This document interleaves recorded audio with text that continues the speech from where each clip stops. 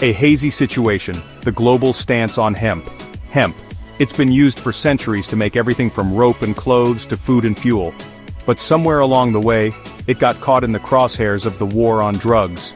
You see, hemp is a variety of the cannabis plant, and its more famous cousin, marijuana, gets you high. But hemp? Not so much. So why is there still so much confusion and debate surrounding hemp's legal status around the world? Well, let's unpack this bud-laden bag of contradictions, shall we? What is hemp, and why should I care?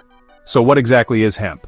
Well, imagine a plant that's like the overachieving straight-A student of the plant world. It's a variety of the cannabis sativa plant, but unlike its more recreational relative, marijuana, hemp contains very low levels of THC, less than 0.3% to be exact. But what hemp lacks in psychoactive properties, it more than makes up for in practicality. We're talking about a plant that's been used for centuries to make everything from rope and textiles to paper and building materials. It's even used in food products like hemp seeds and hemp oil. And get this, it's also incredibly sustainable. Hemp requires less water and pesticides than traditional crops, and it can actually help improve soil health. So basically, hemp is like the superhero of the plant kingdom.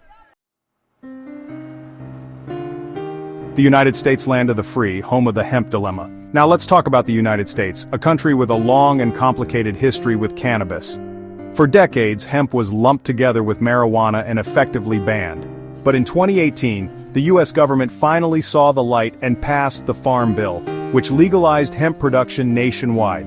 The Farm Bill only legalized hemp with less than 0.3% THC, and it left it up to individual states to regulate its cultivation and sale. So, while some states have embraced the hemp industry with open arms, others are still dragging their feet. Even though the Farm Bill legalized hemp-derived CBD, the FDA is still trying to figure out how to regulate it, creating a confusing and often contradictory legal landscape. Europe, from fields of hemp to shelves of CBD. Across the pond, our friends in Europe have a slightly more relaxed approach to hemp. The European Union allows hemp cultivation with a THC content of up to 0.2%, and many countries have well-established hemp industries. France, for example, is one of the world's largest producers of hemp fiber, while the Netherlands has a long history of hemp cultivation and processing. But even in Europe, there are some variations in hemp regulations. Germany, for instance, has strict guidelines on the production and sale of hemp-derived CBD. Chapter 4. Now let's head over to Asia, where the legal status of hemp is about as diverse as the continent itself. China, the birthplace of paper and many other hemp-based inventions, is unsurprisingly the world's largest producer of hemp fiber. They've been using hemp for thousands of years, so they're basically the wise old sage of the hemp world. But other Asian countries are a bit more hesitant. Japan, for example, has a long and complicated history with cannabis, and while hemp is legal there, it's heavily regulated and primarily used for traditional crafts. And then there's India, a country with a long tradition of using cannabis for religious and medicinal purposes. While they allow limited cultivation of hemp in certain regions, they still have strong anti-cannabis regulations overall. Chapter 5. Let's hop across the Pacific to Canada, our friendly neighbors to the north. Canada, being Canada, fully legalized hemp back in 1998. They were like, hey, if it's good enough for rope, it's good enough for us. They're now a major player in the global hemp market, particularly when it comes to CBD products.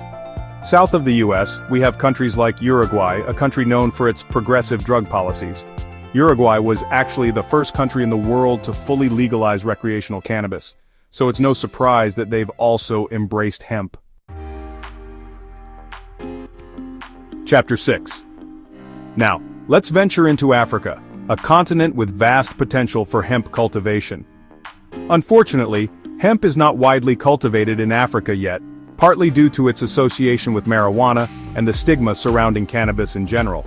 However, some countries like South Africa are starting to relax their laws on industrial hemp, recognizing its economic and environmental benefits. Finally, we arrive in the Middle East, a region with a complex relationship with cannabis. Most countries in the Middle East have strict laws against hemp and other cannabis plants, often influenced by cultural and religious factors. So there you have it, a whirlwind tour of hemp's legal status around the world. It's a bit of a mixed bag, isn't it?